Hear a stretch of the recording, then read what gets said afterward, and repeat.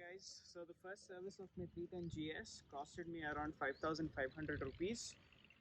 Was it worth it? Yes and no. I'll tell you guys what all work was done on my bike and how the performance has improved, so stick around.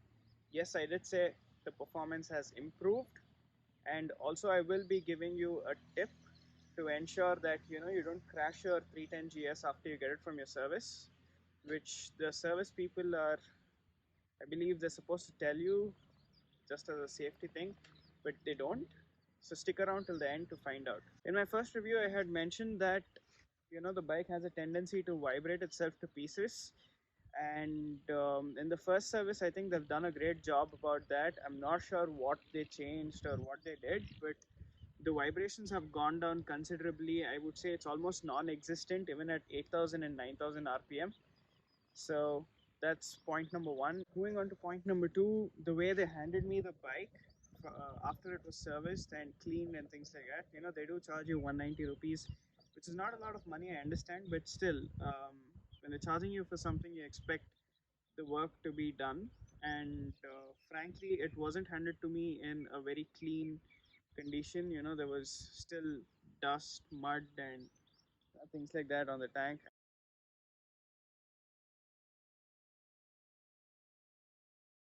When you give your bike for service, just ensure to check the odometer reading. They do make a note of it, but it's good for you to also make a note of it, because when I got my bike back from service, it had done about 17 kilometers extra. And when I did ask them about this, they mentioned that I had a couple of parts that needed to be changed, which was damaged, and it was noticed during the PDI. PDI is basically pre-delivery inspection, and they said they needed to take the bike to the storehouse or warehouse where those parts are to get it changed. So that's why it had done about 17 kilometers extra. The start screen of your bike changes after your first service. It looks slightly different, and it no longer tells you how many kilometers you have until your next service. A couple of weeks back, I had posted a few photos on a couple of Facebook groups related to the 310 GS and 310R, asking if the engine oil should be bubbling up. So there's a small gap where you can see the engine oil level. So in that you could see that the oil would be bubbling. Service advisor about that issue, and he mentioned that when it comes from the company, they don't use a fully synthetic oil, and during the first service they'll change it to a fully synthetic oil, and that problem shouldn't be there anymore. So yeah, I haven't checked on that.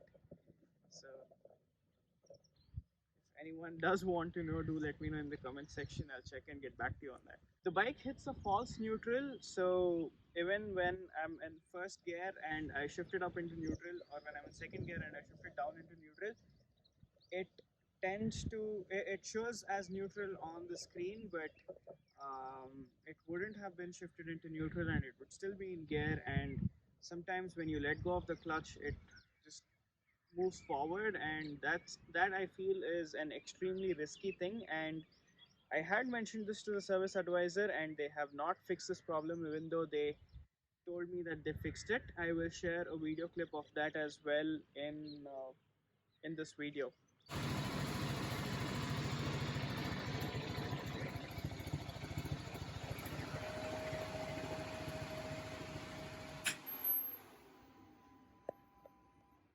In my previous video, I had also mentioned that the gear shifting is quite sloppy. Like it's really hard, and sometimes it doesn't shift even when you're holding the clutch.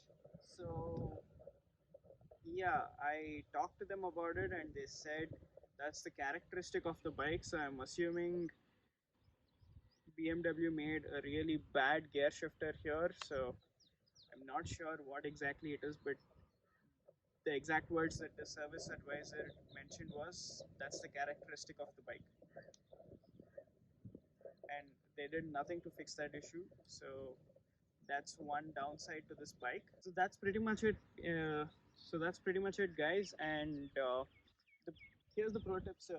When you get your bike back from your service, just ensure you pump up the brakes, because these are, especially if it's sitting like in the in the service center for over the weekend. These are brakes that are powered by hydraulic fluid, so you need to ensure you pump the brakes up so that it actually stops your bike.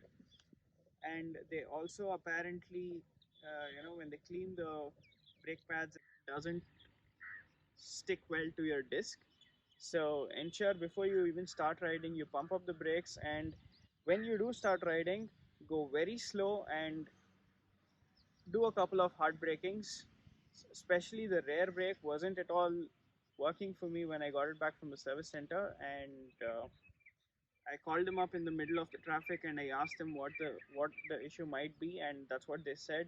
They said that it'll take at least about 50 kilometers, but I figured out if I do a couple of hard brakings and if I pump up the brakes, it might work.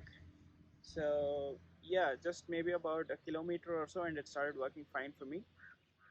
Just ensure you do this so that you don't rear end a truck or something, which is definitely not pleasant.